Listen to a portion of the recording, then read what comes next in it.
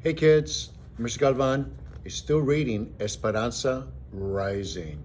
This chapter is Las Guayabas, the guavas.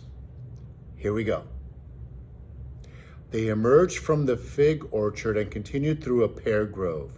When they came into a clearing, they saw Senor Rodriguez waiting with a lantern by the barn doors. They hurried inside. Pigeons fluttered in the rafters. Their wagon was waiting, surrounded by crates of green guayabas. Did Marisol come? Asked Esperanza, her eyes searching the barn. I could tell no one of your departure, said Senor Rodriguez.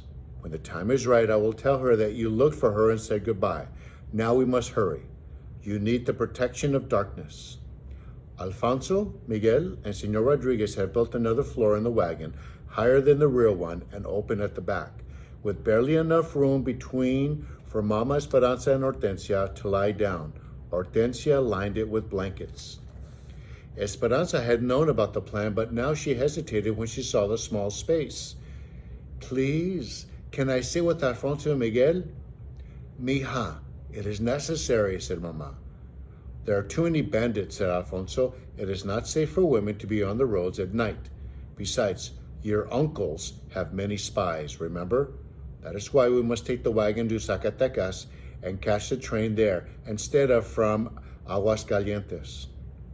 Luis has bragged about the engagement to everyone, said Hortensia.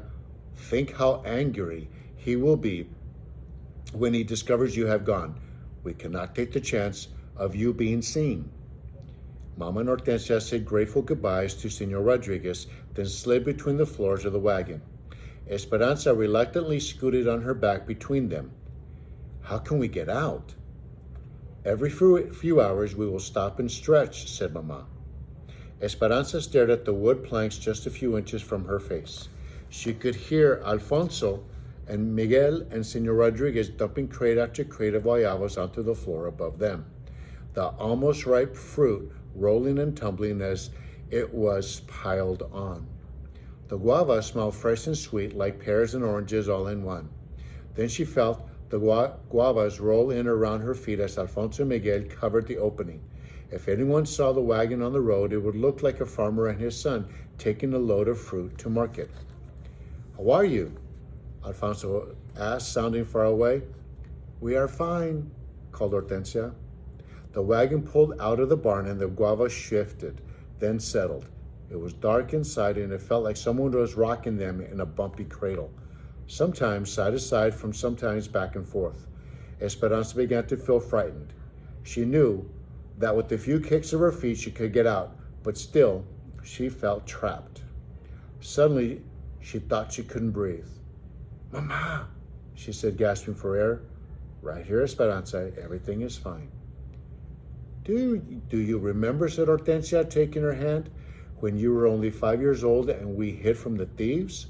You were so brave for such a little girl. Your parents and Alfonso and the other servants had gone to town. It was just you and me and Miguel in the house. We were in your bedroom and I was pining the hem of your beautiful blue silk dress. Do you remember the dress? You wanted it pinned higher so your new shoes would show. Esperanza's eyes were beginning to adjust to the darkness and to the pitch and roll of the wagon. Miguel ran into the house because he had seen bandits, said Esperanza, exhaling. She remembered standing on the chair with her arms outstretched like a bird ready for flight, while Hortensia fitted the sides of the dress, and she remembered the new shoes, shiny and black. Yes, said Hortensia. I looked out the window to see 6 men, their faces covered with handkerchiefs, and they all held rifles. They were renegades who thought they had permission to steal from the rich and give to the poor, but they didn't always get to the poor, and they sometimes killed innocent people. We hid under the bed, said Esperanza, and we pulled down the bed covers so they couldn't see us. She remembered staring up at the bedboards, much like the boards enclosing them in the wagon now. She took another long breath. What we didn't know was that Miguel had a big field mouse in his pocket, said Hortensia. Yes, he was going to scare me with it, said Esperanza. The wagon creaked and swayed. They could hear Alfonso and Miguel murmuring above them. The persistent smell of the guavas filled their noses. Esperanza relaxed a little. Hortensia continued. The men came into the house we could hear them opening cupboards and stealing the silver. Then we heard them climb the stairs. 2 men came into the bedroom and saw their big boots through a crack in the bed cover, but we didn't say a word. Until a pin poked me and I moved my leg and made a noise. Oh, I was so frightened they would find us, said Hortensia. But Miguel pushed the mouse out from under the bed and it ran around the room. The men were startled, but started laughing. And then one of them said, "It's just a raton. We got plenty, let's go." And they left, said Esperanza. Mama said, "They took almost all of the silver, but Papa and I only cared that all of you were safe." Do you remember how Papa said that Miguel was very smart and brave and asked him what he wanted for protecting you? His most prized possession. Esperanza remembered. Miguel wanted to go on a train ride. Hortensia started to hum softly and Mama held Esperanza's hand. Miguel's reward, that day-long train ride to Zacatecas, seemed like yesterday. Miguel had been 8 and Esperanza 5. She wore the beautiful blue silk dress and could still see Miguel standing at the station, wearing a bow tie and practically shining, as if Hortensia had cleaned and starched his entire body. Even his hair was slicked down smooth and his eyes gleamed with excitement.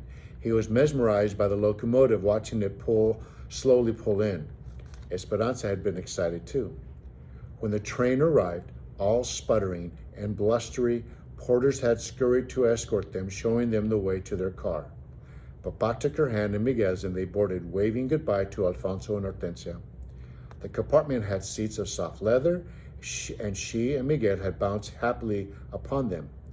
Later, they ate in the dining car at little tables covered in white linens and set with silver and crystal. When the waiter came and asked if there was anything he could bring them, Esperanza said, "Yes, please bring lunch now."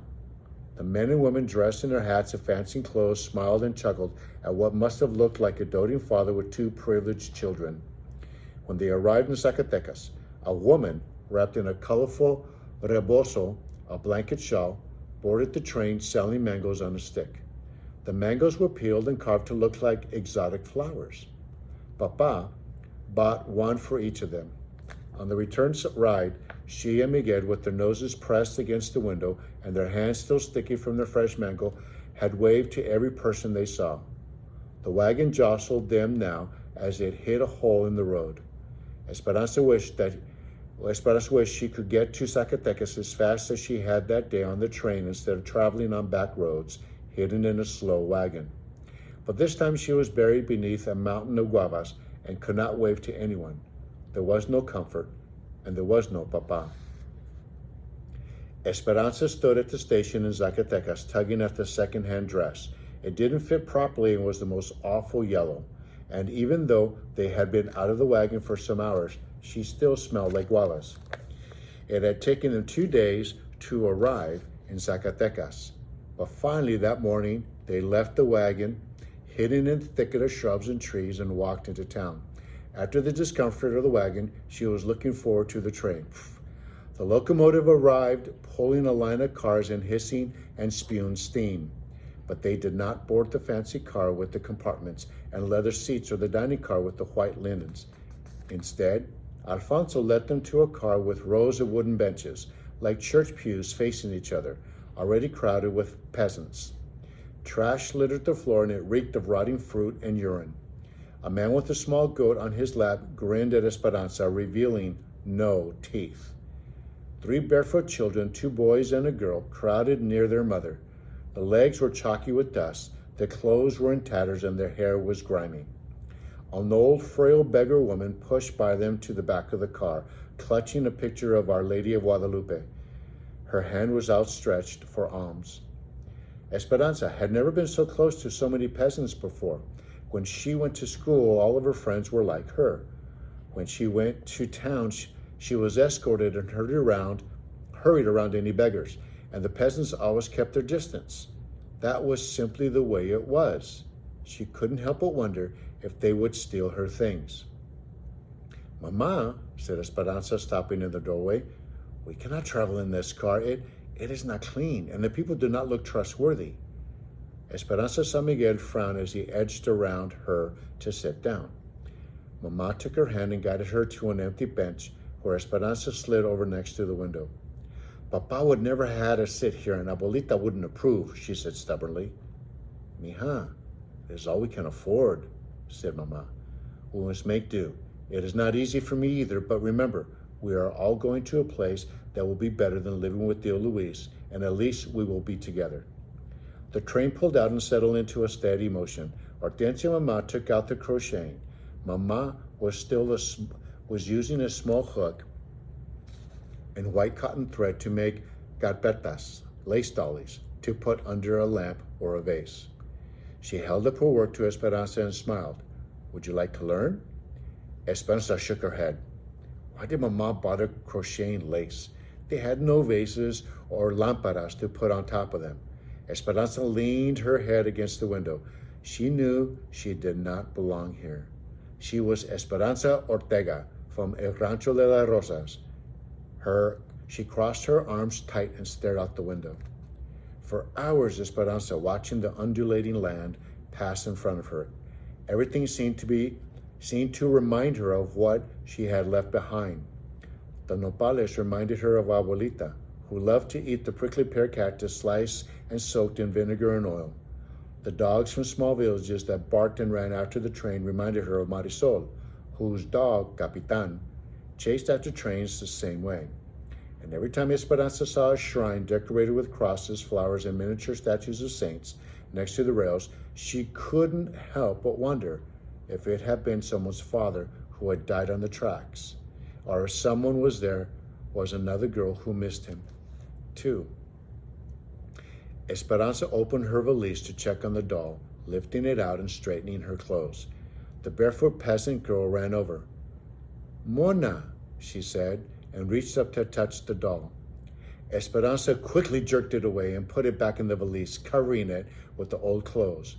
Mona, Mona, said the little girl, running back to her mother, and then she began to cry.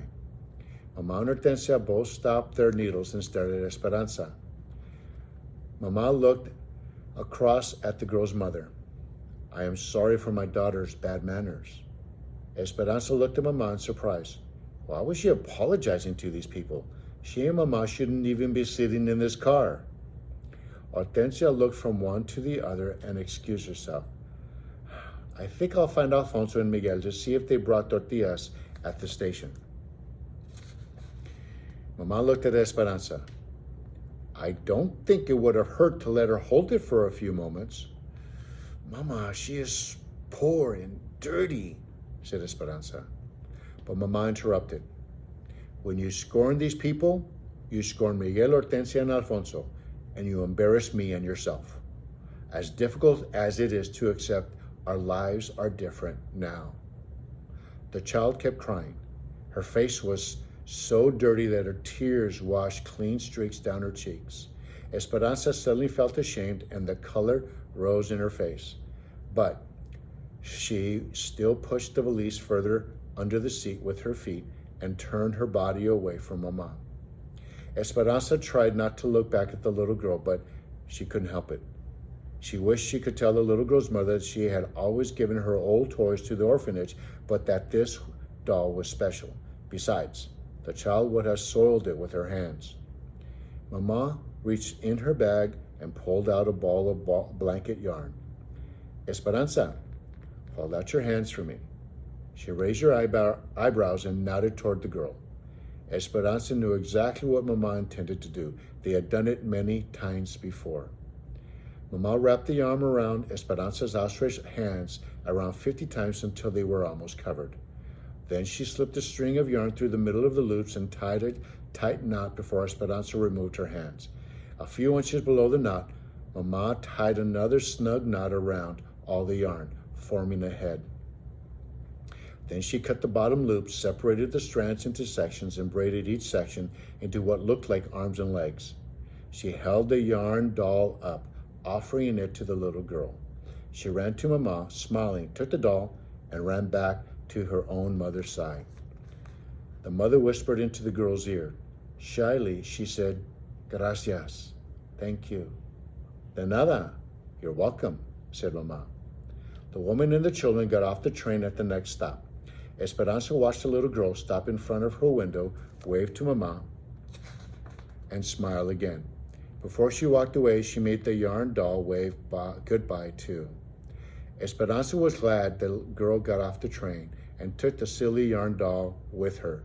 Otherwise, she would have been reminded of her own selfishness and Mama's disapproval for miles to come.